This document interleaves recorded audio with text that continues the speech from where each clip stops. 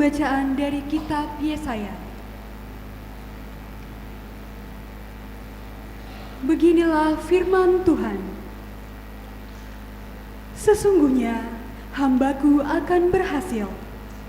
Ia akan ditinggikan, disanjung, dan dimuliakan. Seperti banyak orang tertegun melihat dia. Rupanya begitu buruk, tidak seperti manusia lagi, dan tampaknya tidak seperti anak manusia lagi.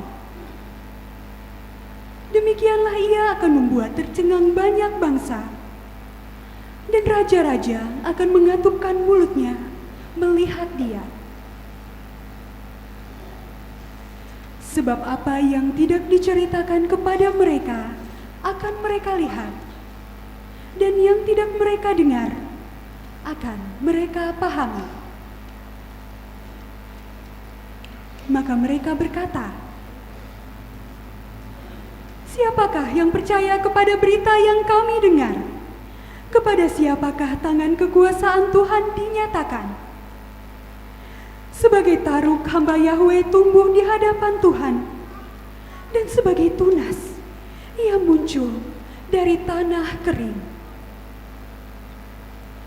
Ia dihina dan dihindari orang, seorang yang penuh kesengsaraan dan biasa menderita kesakitan. Ia sangat dihina, sehingga orang menutup mukanya terhadap dia. Dan bagi kita pun, dia tidak masuk hitungan.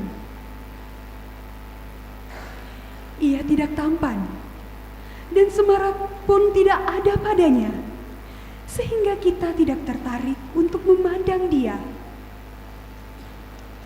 Dan rupanya pun tidak menarik, sehingga kita tidak terangsang untuk menginginkannya. Tetapi sesungguhnya, penyakit kitalah yang ditanggungnya, dan kesengsaraan kitalah yang dipikulnya.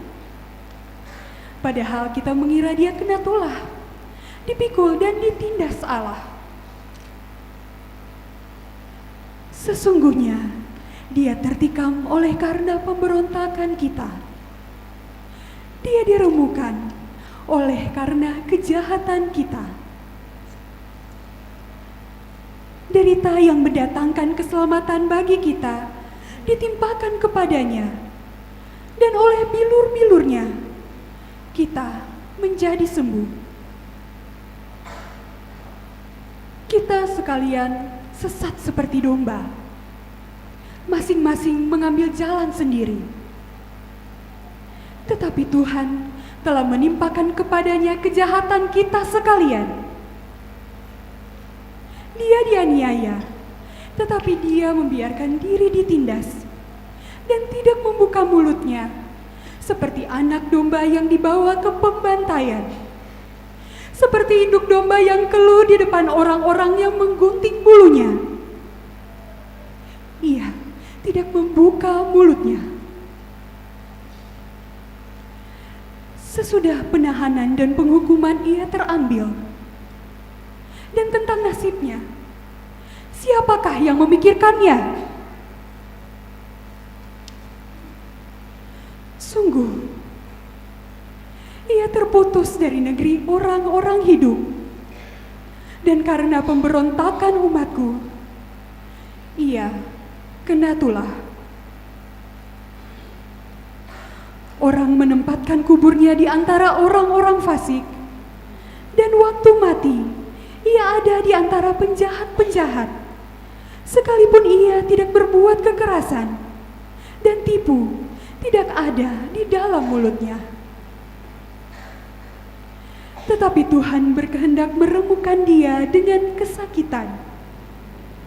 Dan apabila ia menyerahkan dirinya sebagai korban silih, ia akan melihat keturunannya, umurnya akan lanjut, dan kehendak Tuhan akan terlaksana karena dia. Sesudah kesusahan jiwanya, ia akan melihat terang, dan menjadi puas. Sebab Tuhan berfirman, "Hambaku sebagai orang yang benar akan membenarkan banyak orang oleh hikmat-Nya, dan kejahatan mereka Dia pikul. Sebab itu, Aku akan membagikan kepadanya orang-orang besar sebagai rampasan, dan ia akan memperoleh orang-orang kuat sebagai jarahan. Ini semua sebagai ganti, karena ia telah menyerahkan nyawanya ke dalam maut, dan karena ia terhitung di antara para pemberontak, sekalipun ia menanggung dosa banyak orang, dan berdoa untuk pemberontak. Demikianlah sabda Tuhan.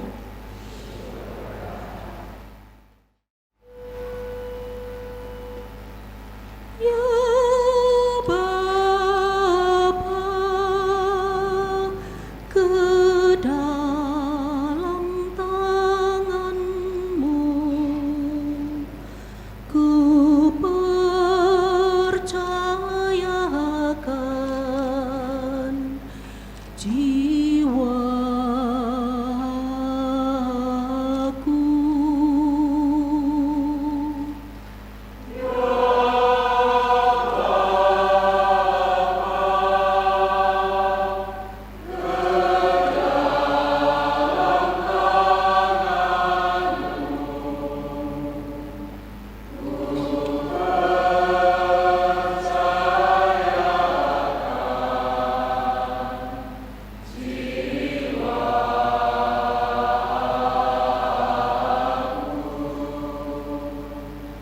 Padamu ya Tuhan aku berlindung, jangan sekali-kali aku mendapat malu. Luputkanlah aku oleh karena keadilan-Mu, ke dalam tangan-Mu ku serahkan nyawaku. Sudilah membebaskan daku ya Tuhan, Allah yang setia.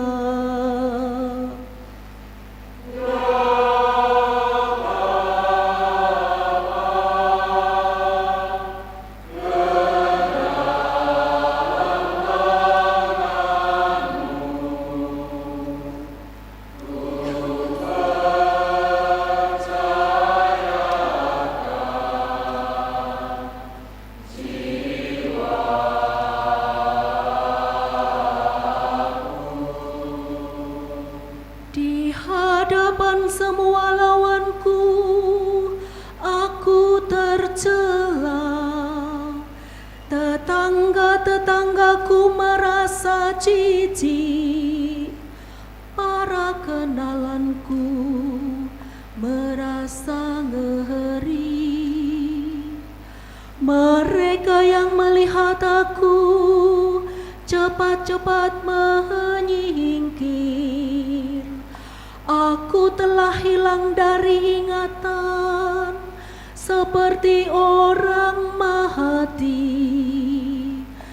Telah menjadi seperti barang yang pecah.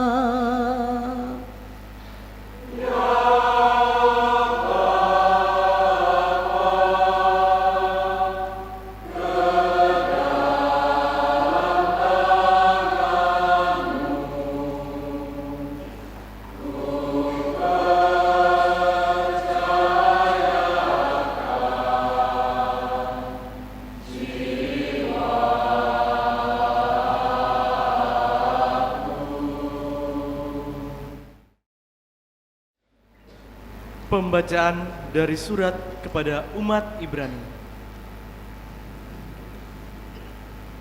Saudara-saudari, kita sekarang mempunyai Imam Agung yang telah melintasi semua langit, yaitu Yesus, Anak Allah. maka baiklah kita teguh berpegang pada pengakuan iman kita. Sebab Imam Agung yang kita punya bukanlah Imam Agung yang tidak dapat turut merasakan kelemahan kita. Sebaliknya, Ia sama dengan kita. Ia telah dicobai, hanya saja tidak berbuat dosa.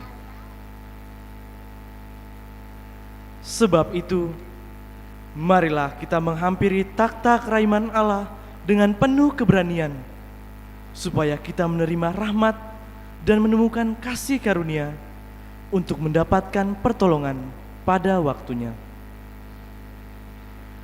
Dalam hidupnya sebagai manusia, Yesus telah mempersembahkan doa dan permohonan dengan ratap tangis dan keluhan kepada Dia yang sanggup menyelamatkannya dari maut.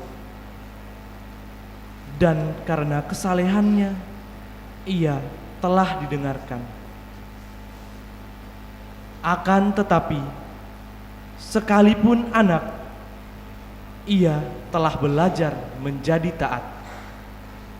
Ini ternyata dari apa yang telah dideritanya. Dan sesudah mencapai kesempurnaan, Ia menjadi pokok keselamatan abadi bagi semua orang yang taat kepadanya. Demikianlah sabda Tuhan.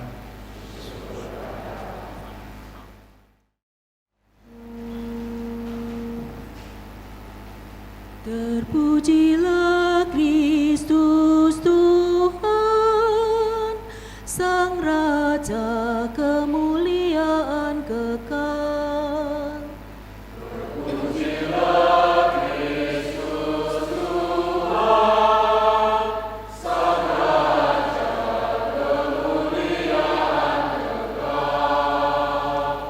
Kristus taat untuk kita sampai wafatnya di salib. Dari sebab itulah